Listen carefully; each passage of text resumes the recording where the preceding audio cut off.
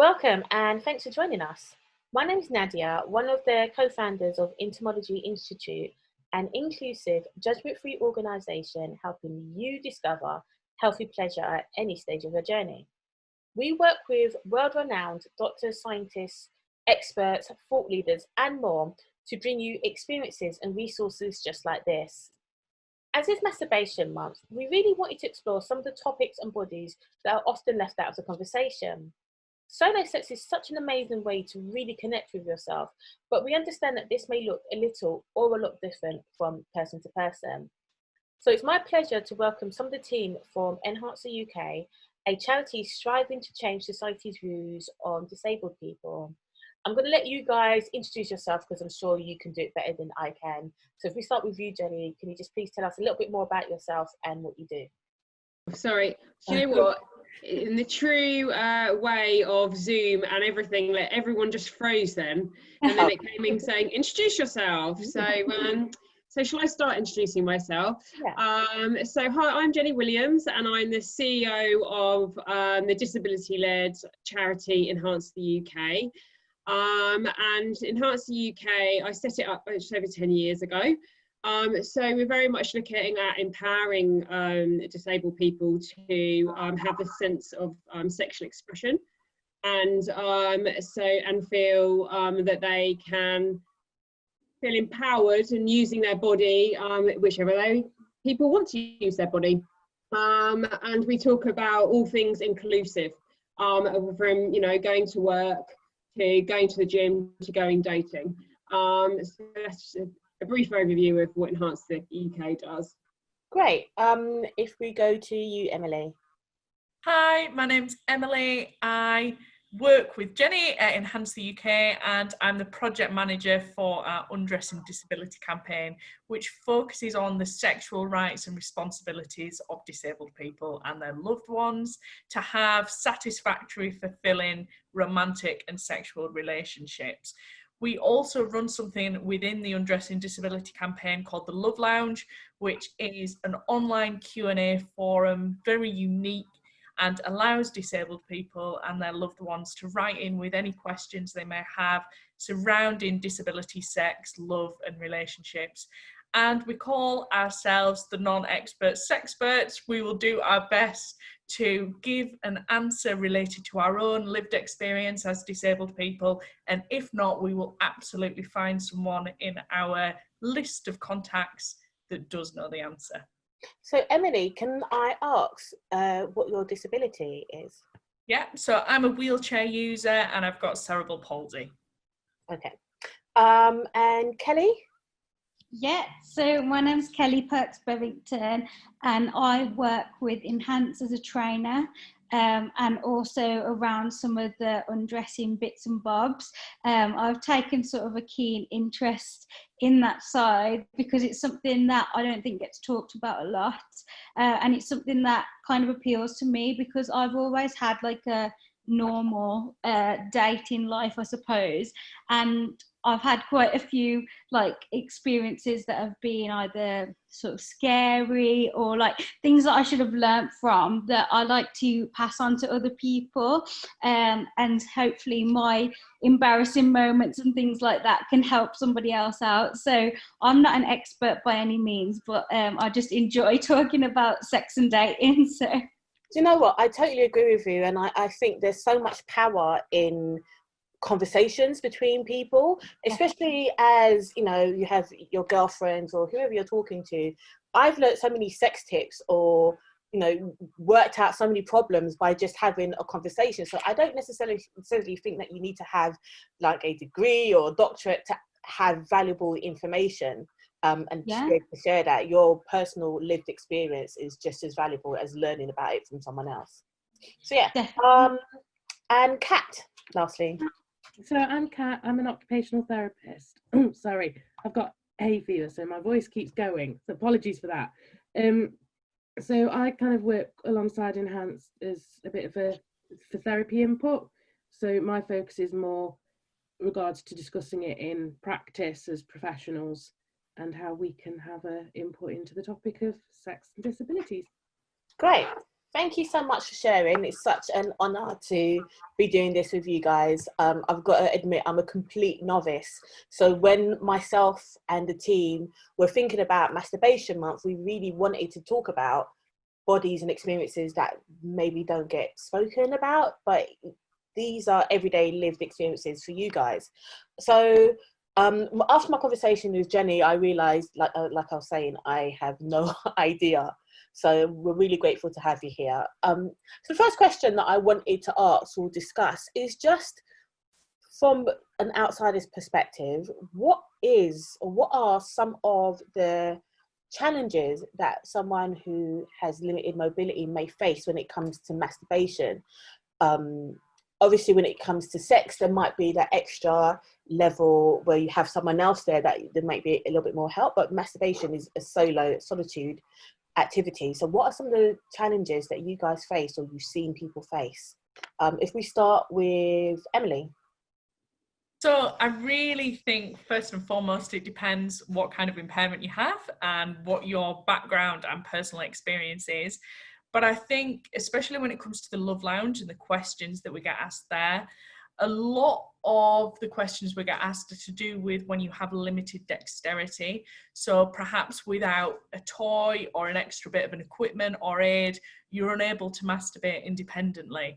So there's a lot of conversations, or there should be even more conversations around how do we make masturbation more inclusive, you know, with the toys or equipments or aids that are available and out there. And there are a few brilliant ones. There's a brand called Hot Octopus that does a clitoral stimulator called the Queen Bee, which has the long handle. Yeah, it looks like a long hairbrush without the spikes. it's absolutely that. Yeah. And it enables somebody that has limited dexterity, that might not be able to reach down to be able to masturbate, to be able to do that independently. And I think one of the things that's really important is, let's face it, we want masturbation to be pleasurable. We want it to be something that we enjoy doing. We don't want it to become a chore. And so often for disabled people, sexual expression and sexual pleasure can feel like a chore. It can feel like something that you need to justify. And that's what we want to try and remove. So Jenny, going to you, I know we had a conversation about some of the challenges that people may find, and one of the things that you said, or like Emily was saying, you know, if you have limited use of maybe your hands or so, you might need to rely on someone else to help you, or you might need to use some other tools. I mean, what are your take? Do you have any feedback or any opinion on that? Yeah, I mean, that was one of the big key reasons why I started the charity up in the first place, because I was working in care. I've always worked in care, it's my background, and I have an impairment myself, but it's not a physical impairment, it's a sensory impairment. That's a different set of challenges in itself. So when I was working with disabled people, particularly in care homes, you know, looking through people's care packages and care plans and talking things through, and there was never anything around sexual expression, you know, how people, so when I was having to bring these conversations up, you know, so you, and even using the word masturbate, it's a very intimate word, isn't it? There's still a lot of stigma around. Yeah. I mean, you could say solo sex and people kind of get it, and I think it makes people feel a bit more comfortable, but when you just say the word masturbation, it's kind of, sometimes it can feel a little bit seedy. You know, that whole self-pleasure is, you know, oh, you're masturbating, you know. I think whatever it's like the word vagina, whatever word you try and use, there's always some kind of, you know, it's a difficult one. And it's really difficult. And having those conversations with women was definitely harder than having the conversations with men, no doubt about it. I think there's even, because I think masturbating as a man, especially growing up, especially my generation, you know, I'm you know, 41 years old, and I think it was very much accepted that boys masturbate. Girls didn't masturbate. None of my friends talked about masturbation when I was growing up, really. Well, when I was younger, it's only till like later on in life. But when you get a bit more comfortable with yourself, I suppose. And what, sorry? When you get a bit more comfortable with yourself and, you know, your sexuality. Yeah, I think so. And I think that just, you know, surrounding myself with like-minded people. But I think you've got this issue as well. Some people who have a disability have grown up in care. So they've never had that opportunity to ever talk about any kind of sex, let alone self-pleasure or masturbating, whatever you want to call it. And it's not, and as Emily said, it can become such a chore, because you're talking to people saying, is this something that you know, that you want to discuss and that you do? And then if you are somebody that hasn't even got the dexterity to be able to masturbate, where do you go with that? Because if you need assistance, where do you go with that? Where do you ask your carers to buy you a sex toy if that's what you need, because you can't physically do it? And then you've got to open the box, and then you've got to put a battery in it, then you've got to physically put it in your hand, then you've got to be positioned. And you can't just ask someone to do that. You need a care plan around that. There's safeguarding.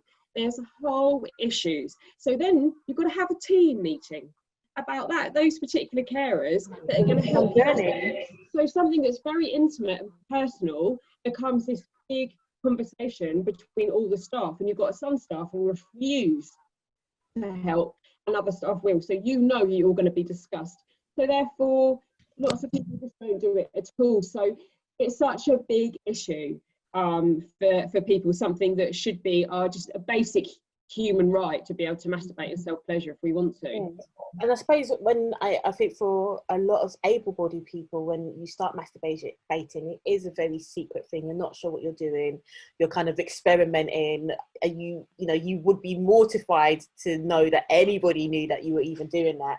So to think, if you've grown up with this, there's going to have to be a whole conversation around it, which, as you said, it's like a basic human right or need. It could probably be quite off-putting, and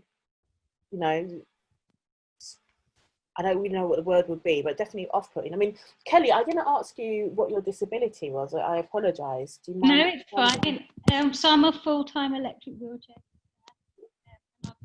Oh, Kelly, I can't hear you too well. Sorry. Oh, sorry. Can you hear me now? I can hear you now. Yeah. Sorry. I'm a full-time electric wheelchair user, and I've got spinal muscular atrophy. Okay. So type 3, it's quite a mild type, but it does mean that I use a wheelchair full time. What are your thoughts as someone? I mean, I think Jenny really explained it quite well, like the whole discussion around it. But what is your experience? I think mine is, there's such a stigma attached to it, and even though I don't necessarily need help with that, it becomes quite daunting to think about if I did. And there are certain toys that aren't accessible to me and people with my condition, just because of dexterity issues again, and also obviously muscle weakness and things like that. I think it's really tricky, because I think the whole stigma attached to masturbation and self-pleasure, and also relationships and disability, it comes across as like you almost feel like really juvenile, and like you get treated sometimes like your relationships are juvenile, and you should just be kissing on the lips, you shouldn't be having sex or masturbating. And I think that's a bridge that it takes a long while for people to cross, for self-acceptance as well. And I think the thought of asking somebody, especially in a care home setting, for assistance with anything like that, it's just really daunting. That's all I can say, because I've got PAs that help me out daily, but I get to know them and they're my friends, and we talk about stuff like that. But if it was somebody that is just sort of on shift and you don't really know them that well, I just don't even know, in the way we are now, how that conversation even begins, to be honest. So Kat, so talking about what we're talking about, if you're not in a position that you have maybe carers around you that you trust and you feel comfortable talking about your needs, what would be some of the alternative options that you could think of that they could explore, someone could explore? See, I think this is part of the problem with the kind of society and professionalism that we've got at the minute, and Jen kind of briefly touched on it, is that if you are a carer and you're approached with this, you've almost got to be very careful, because if you cross certain boundaries, you could then have a lot of kind of professional fallback from that, even if your intentions are very good. So I think as it stands at the minute, and I'm not saying that's necessarily correct as it stands, you would have to follow the procedures like Jen was saying, with kind of going to safeguarding meetings and things like that. Something that I have learned, which came up in conversations before for kind of partnered sex, but could also be used in solo sex, is the practice of BDSM, so particularly bondage aspects of it, because that's typically used to restrict somebody's movement when applied to an able-bodied person, but also to allow it can almost be reverse engineered. So then somebody who is maybe alone could use certain types of equipment. The example that I often use is like a spreader bar, which is basically like which can then be applied to the legs. So if you can't move your legs, instead of having to then manage 2 limbs, you simply have to lift the bar and both legs can be moved. So things like that that are already on the market and typically seem to appear within kind of bondage sections can be utilised in the immediate time. But I think it's, there's a lack of... It kind of sounds to me like one of the options are using the toys that maybe we have on the market, which are not necessarily designed for people who have limited mobility, and just using it in different ways. So, you know, for example, if you do find that, you know, trying to do it yourself, there are other sensations that you might want to explore. So a clip toy might be used for your erogenous zone on your neck if you like that, and it's just maybe thinking a little bit outside the box. But again, where would you find, I mean, it's really difficult to even think about that if it's traditionally, you know, linked to able-bodied sex. It is, and I think this is part of kind of the barrier situation, is that, you know, as an able-bodied person, when you're a teen, you don't exactly have, there is information out there to give you a rough idea of what to try and what to do. If you've got a disability in any form, where maybe you've got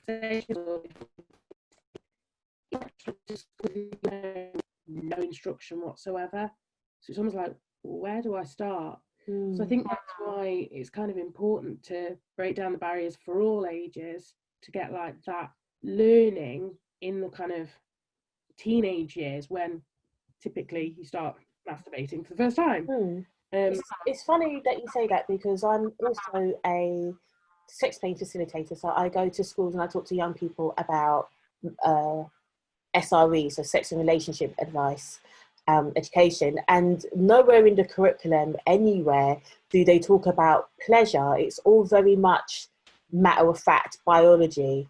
And I think just having the conversation about pleasure in a general kind of way can really open up a space for questions, because not everyone's going to be the same, not everyone's going to experience things the same way. But if we're not even talking about pleasure, how are we going to start talking about pleasure for people that maybe have different bodies? I mean, Emily, what do you think? I think what Kat was saying was really interesting about the, you know, just using things in a different way. Do you have any thoughts on that? Yeah, I think that was absolutely spot on. And I think in its base form, it comes down to inclusive sex education, doesn't it? You know, everything that we've just been talking about in terms of how to learn more about pleasure, this sex education does need to include that narrative and does need to become more inclusive. And we don't just want a biology lesson full of able-bodied people on videos and on leaflets. We want to be seeing bodies that represent our own. We want to be talking about situations that possibly do include a disabled person. And I think that's really paramount and really vital, whether or not a disabled student is in the class. Because let's face it, if we want inclusive relationships going forward into adulthood, if we don't want to be infantilized, if we don't want to be hypersexualized, non-disabled people need to learn about disabled bodies too. Absolutely. 100%. So Jenny, do you have any opinions on any of the toys that are currently out there which are maybe especially marketed or designed for a disabled person. Do you have any like thoughts or any like ideas about that? So sorry, can you say the last bit? Thoughts on what? So I was asking whether you have any feedback or knowledge of any of the products that are out there that are designed or marketed towards someone who is disabled. What is actually available out there which is marketed towards disabled people, if anything, at the moment? Well, it's interesting actually, because I mean, again, it very much depends on, I mean, there's such a huge variation, isn't there? Yeah. And something that you touched upon was erogenous zones. And I think that that's not thought about a lot. And people have to, quite often, you know, somebody's had a spinal injury, for example, they have to like remap their erogenous zones and learn how to get some kind of sexual pleasure, and people use their memory a lot of the time, you know, and so and their visual, so imagining somebody you know, give them a blowjob, for example, and using their imagination and using erogenous zone. But we're actually working with an organization, a company called Roxoff, and they approached us a couple of years ago. It's taken a long time, and the reason it's taken a long time is they approached us a couple of years ago and said, we want to create a range specifically for disabled people. And we said, okay, yeah, we would love to do that with you, but there's a big narrative behind that of everything that we're talking about now. It's not just a case of looking at a sex toy itself, it's looking at, is the packaging accessible? Can it easily be opened? Is it accessible for somebody with a visual impairment? Because not everybody just has one impairment. You could have a visual impairment and a visual impairment and be hearing aid user as well, and use language.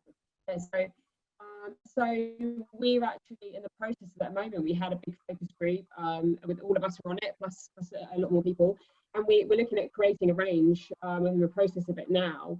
So they can be adapted. And it was brilliant having Kat on as well as an OT, because she was thinking outside the box, you know, and then there was a range of different people with, like I said, impairments, and that was brilliant. So, I mean, yes, I think this is the thing, there are lots of things out there that people can use, but there's still this stigma, and it's this social barrier that we want to get through. And, you know, going all the way back to what you said as well, sex education is so important. All of this has to happen right from an early age. And that's what part of Undressing Disability, you know, we're doing. We're working with different organisations writing inclusive sex education, because you look at these things and there is very little representation of disabled people. There's no point doing things like this, getting disabled people all geared up and feeling they've got a sexual expression and feeling good about themselves. They go out and then non-disabled people are going, yeah, and I don't fancy you. No, I'm not interested. And that just, you know, you should be, you know, you could go out with another disabled person, which I'm sure Kat, Kelly and you've had people say, well, I know you've had people say that to you. People, as a hearing aid user, people say to me, you know, be with another deaf person. I don't want to be with another deaf person. I want to be with somebody I fancy. If they happen to be deaf, then that's fine. But you know, so yeah, there is lots out there. But we're excited about looking at this creating this new range with Roxoff, because hopefully it will be very unique. I think it's a really good thing that you're doing, because, like you were saying, just the implications of designing a sex toy. There's, as you were talking about, there's such a wide range of issues that you need to, and abilities that you need to cover. So I was thinking maybe, you know, what is a person's disability, you know, maybe having something for that, but you're actually even talking about the packaging and the marketing. There's so much more that you have to think of. I think also things like audio erotica, which is now becoming quite big. There's quite a few brands that are doing audio erotica to help, which is maybe another alternative. I mean, I've had a real thorough look at what you guys do. I absolutely love what you do, and I really loved your Love Lounge. So you have a lot of resources on there for things to do with sex and dating. So like you were saying, not just sex, but dating, or how do I get over a heartbreak, or, you know, maybe a sex position that might work for me, or, you know, it kind of what you'd maybe see in a mainstream magazine on the like advice page, which is absolutely excellent. And that's one of the points I wanted to get into, was resources and places where you can go and people you can speak to seek this help. Like what other safe spaces are there, or how do you create a safe space for yourself? So if we go back to what we were saying in the beginning, where if, you know, depends on your situation, if you decided to masturbate, there might have to be a whole meeting about it. But I mean, I'm not sure if maybe I should go back to Kat and ask you about how do you create that safe space for yourself? Well, I think before I answer that question, there's something I want to pick up on the way you've said, you know, like decided. And there does seem to be that concept that, like the societal concept of, well, if you can't, don't. But actually there's, you know, even people who've got quite profound cognitive impairments, particularly, you know, in childhood, they will reach pubescent age and they will begin showing masturbatory behaviours. So it isn't just us going, I want to feel good, I'm going to do it. It's almost a biological developmental stage that we go through. So I just wanted to kind of acknowledge that in that it's not a decision.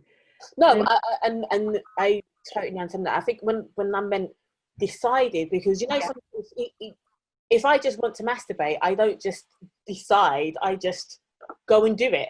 Yeah. But, you know, it's the same thing. But it seems like from some of the points that you guys were saying, that it might then become a decision that you have to make, and there's a lot more steps that, you know, may need to go through. Yeah, and I think if you're kind of looking from maybe supported living or care homes as well, obviously with being an occupational therapist, I always come from the activity side of it.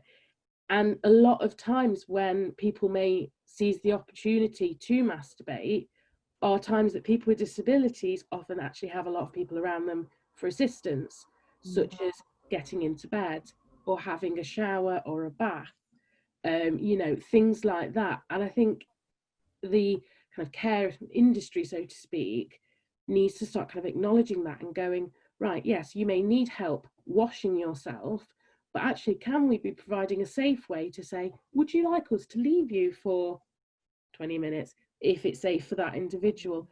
And just getting that into the natural process, so that for those who can physically do things a bit more independently, don't have to say, sorry, can you leave the room? I want to masturbate whilst I'm in this shower. Yeah. Make a big thing about it. Yeah.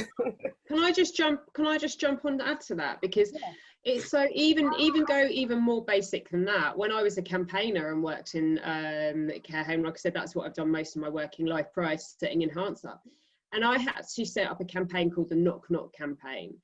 And I asked everybody that lived in the care homes, did they want to put a poster up? And I created these posters and it said, knock, knock. Please knock before you enter, because you might be more embarrassed than me. Words to that effect, I can't remember. But because carers weren't, and they don't knock. Or if they do knock, they go and they open the door straight away. Because there's no thought behind that person behind the door might be masturbating.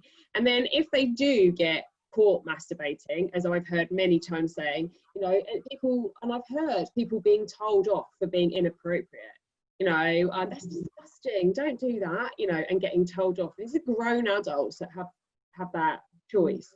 So it's even more basic than that, isn't it, Kat, really? You know, people need to be knocking at the doors, let alone thinking, I'm going to give somebody some alone time. That's what they want to do.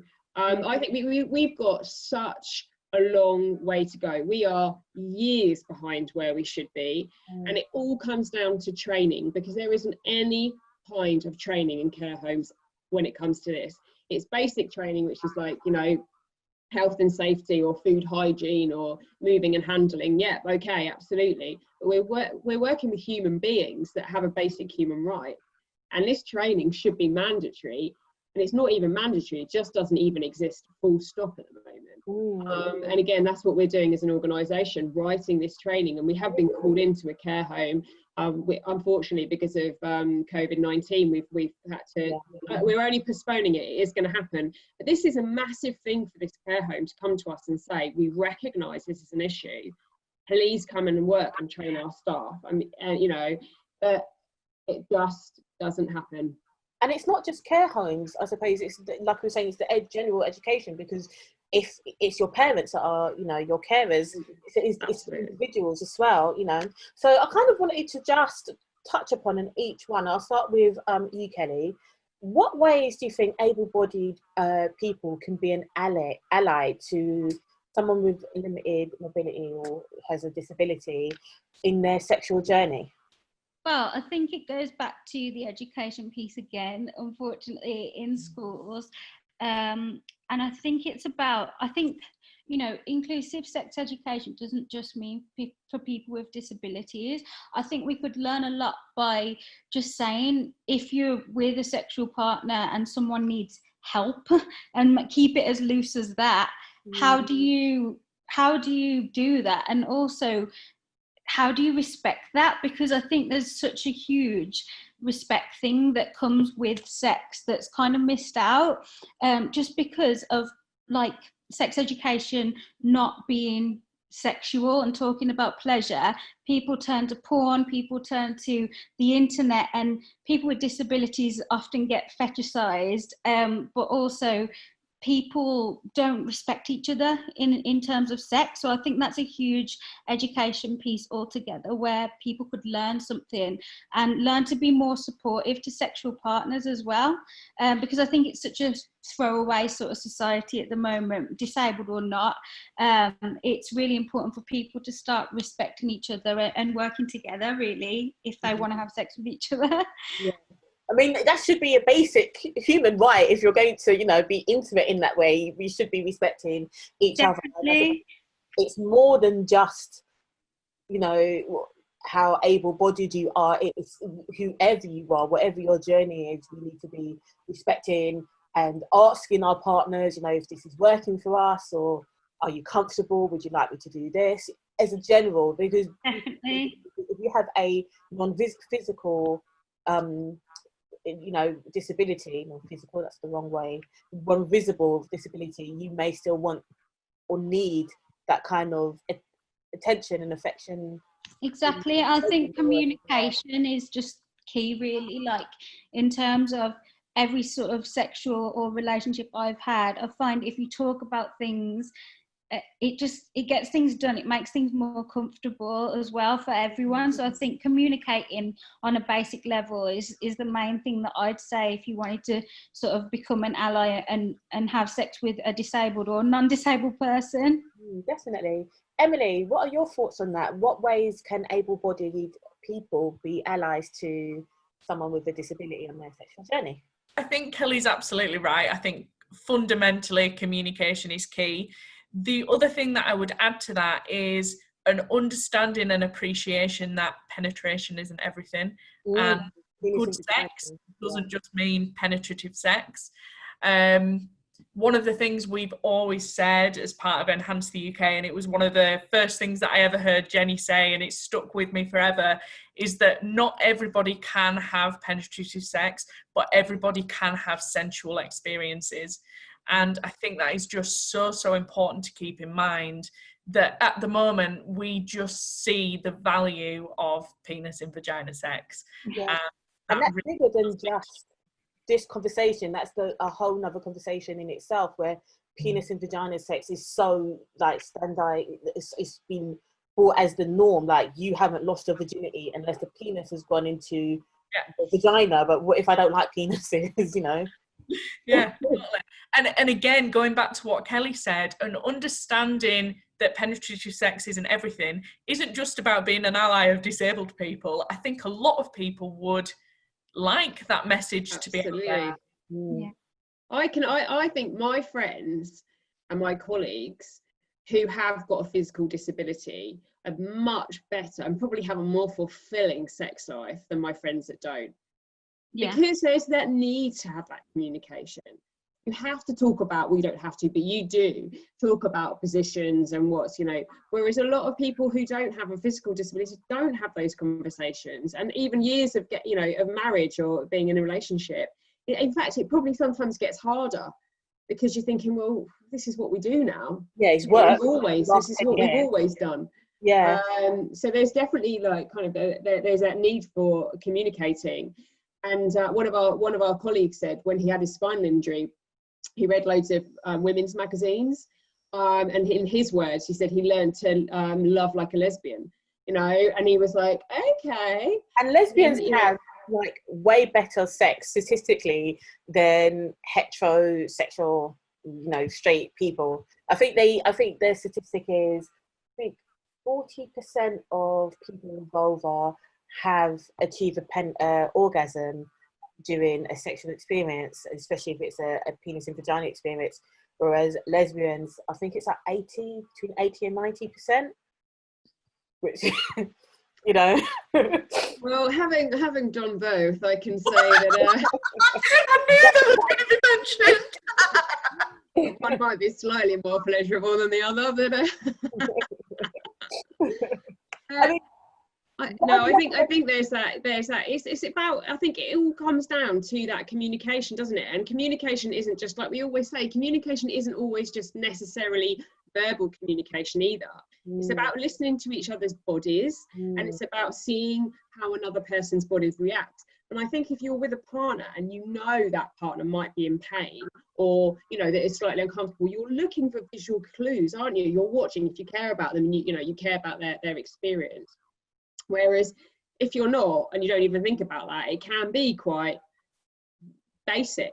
Yeah. Penis and vagina, wham bam, you know, which for some people I'm sure that's great, but not everyone.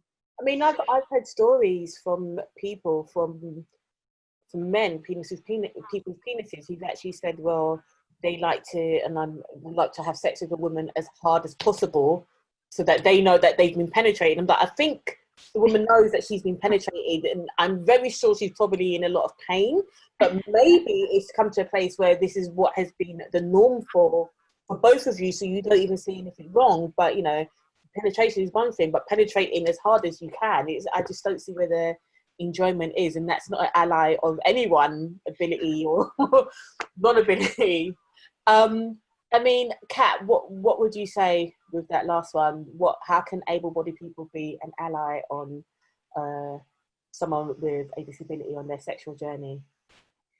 I think it's about respecting that people with disabilities are just as sexual as people without disabilities, because whether you're a friend, a potential partner, or a professional, if you're looking at somebody and not seeing them as even being aware that sex exists or that masturbation's a possibility, then you won't think to say, actually, do you need advice around that? Because you know, why would you? Because if they don't, because there's almost that societal belief that people with disabilities aren't in this kind of sex club that everybody else is in, that they don't even know this exists, it's a big secret. So why would we explain it to them? And I think if anybody can kind of go, no, actually, they're my friend or they're my client, and you have questions, you can ask me these. I'm not going to say you're being really inappropriate or you shouldn't be talking about that. I may not be able to answer you. I may need to say you need to direct your questions to somebody else. And there's nothing wrong with that. We don't have the answers to everything, but just saying that I don't know, I can check for you, or I don't maybe feel comfortable, but let me get someone who might be in a better position is just as important. Exactly. And I know that there's been in the past, and probably still occurring, there's almost been that belief that somebody else will talk about it, that it's the doctor that needs to talk about it because it's medical, or it's the physio that needs to talk about it because it's movement, you know. And because everyone else thinks it's somebody else that's going to talk about it, nobody mentions it. Absolutely.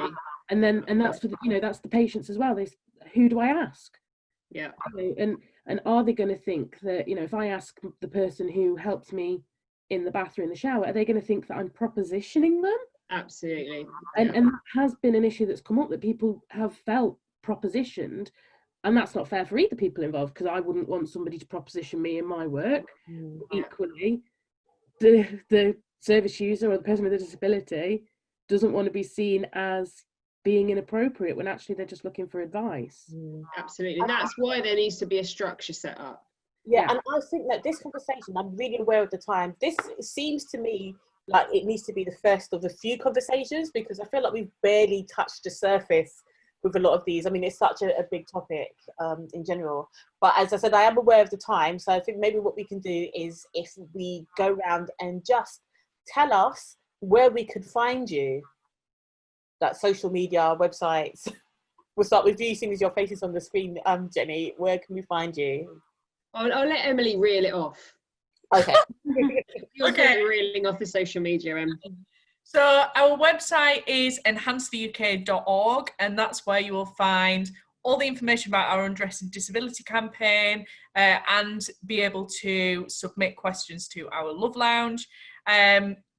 On Instagram, we are at Undressing Disability, and on Twitter, we are, I don't know. I'm going to add them all in as you're talking anyway, so I'll add it in. Yeah, and just if anyone wants to, you know, get in touch and talk to us, if they email hello at enhancetheuk.org, and we'll always get back to you.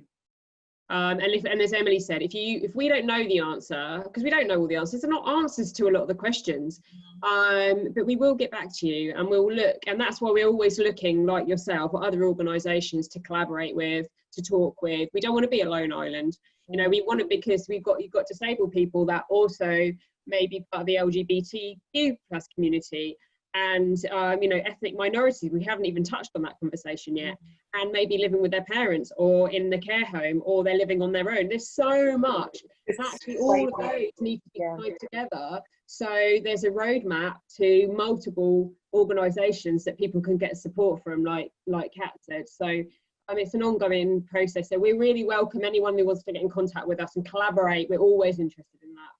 For sure. And like I said, I'll be putting all the details, your details, in the video. So if anybody wants to ask us a question, you can ask it directly to us at Intimology, or we can pass it on to you at Enhance the UK, or we can go straight to Enhance the UK.